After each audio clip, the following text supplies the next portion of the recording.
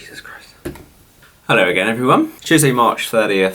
Quiet morning in the household. So, obviously yesterday, the lockdown rules were relaxed. So, Soph this morning has gone to her nanny's with her mum, obviously her granddad, and has taken Reggie to see them too. So, just me in the house today. Pop some washing on, cup of tea on the go. I feel pretty groggy today. So, Reggie was awake quite a bit last night. I was up with him for an hour from about 3 o'clock maybe? Half 2? Something like that. He's still getting the hang of this whole it's night time. Been sick ton already this morning. Second day back at work today after my paternity leave. Trying to ease my way back in. Had a few emails to go through yesterday. But yeah, some nice design work to get back into things and back into the swing and see what the plan is and some of the stuff the guys have been up to whilst I've been off. So that's been good to catch up with yesterday. But yeah, I just wanted to jump on this morning basically just to say hello. I think going back to work wasn't daunting for me after I've had almost 4 weeks off work, which has been a really, really nice way to spend the first few weeks of obviously Reggie's life and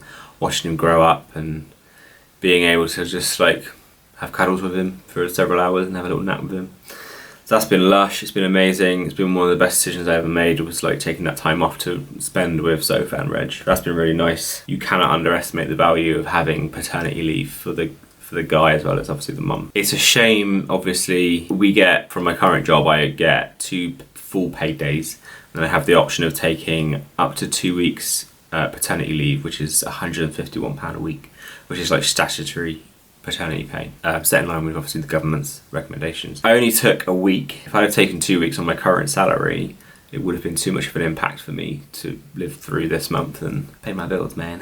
So yeah, I only took a week at 151, which was a big enough hit, I think, just to make it reasonable. And then the rest of the time I had off, I've taken my annual leave. Like I say, it's something I desperately wanted to do, spend the first few weeks with Soph and Reg and watch him grow, and it's been so rewarding as a first-time parent to do that. But yeah, I question, I look at other nations around the world and some places have got equal amounts of paternity leave for the guys. Some places have got 12 weeks paid, some places have got 4 weeks at 90%, some places have got 6 weeks full pay. It differs all over the shop really, but it's slightly disappointing only having the 2 days full pay. For me, having paternity leave is as much of a journey as being a new mum and being on maternity leave. There's no part of me that doesn't want to be part of that journey of raising a newborn. There's no part of me that doesn't want to be involved in changing nappies and waking up at 8 o'clock in the morning. I was really looking forward to that. So slightly disappointing that in the UK we have those guidelines set to how they are currently, but there are ways around it. Like I say, I've taken annual leave. Hopefully it's something that's going to be reviewed, because I know a lot of nations around the world are starting to look at it and alter their statutory paternity pay, and whether that's increasing it from nothing to 90% or 90% to full pay over a set amount of time. Hopefully the UK starts to fall in line a bit more, because I don't think I'm the only new dad in the world, especially in the United Kingdom anyway, that does want to spend that time and would take 90% pay for 4 or 6 or 12 weeks, or however long it would be, to have those moments with your new child. So just wanted to jump on really and share my thoughts on that. But like I say, it's been amazing. The acid test, I think, was always going to be coming back to work. The one day I've had of being back at work hasn't been awful. Obviously the test will be if I need to commute again back to the office once all is safe and lockdown's ended, being able to be awake to drive and function through a day if I've only had 3 or 4 hours sleep. It's quite handy at the moment to be working from home, because obviously I get the home comfort, so I can make a cup of tea when I want, take myself away for a comfort break if needed. And it's always obviously nice when baby boy is at home and I can just go for a quick cuddle, to break the day up a bit. But obviously once the UK is back in some kind of normality and everyone's back working from an office space, that might change. But I think through the one good thing for professionals, I guess, through this whole lockdown process and COVID-19 is it has changed the way people have had to work. And I personally can't see the value in being in an office 5 days a week from this point on.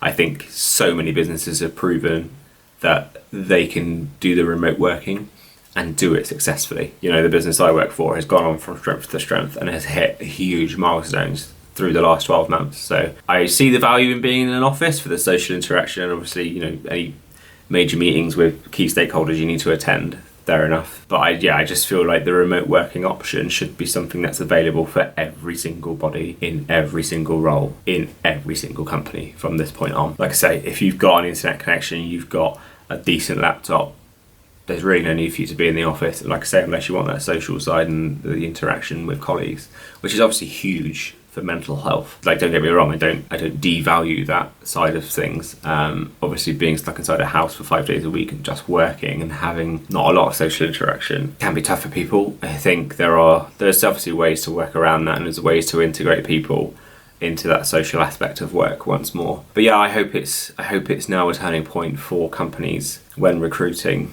and even just thinking about their current roles and situations for their current employees, that they start to think, actually, yeah, you guys have shown that you can do this now. We are going to give you the option. It's 2021. Nobody's forcing anyone to come into the work. Nobody's forcing anybody to do, the bog standard 9 to 5. We're all adults. You've got a set list of stuff to do. You've got a set piece of work to do. You're going to get it done one way or another. Whether there's a doctor appointment that interrupts that day, you'll catch up with it later on. I think there's definitely a need for more flexibility for employers now. Anyway, it's enough of me rambling. I'm going to crack on. Oh, excuse me. I sound like Kermit. Just thought I'd say hello on this Tuesday morning. I'm going to try and hopefully do a few more vlogs for you guys. So I've kind of caught up with myself in terms of the content I want to release on a weekly basis. And then this vlog stuff will hopefully just be like an added bonus. Anyway, I'm going to crack on. But I just want to say good morning. Hope you're all doing very well, and that's my day, really. Sat alone for most of it. Signing off to sign in. Bye.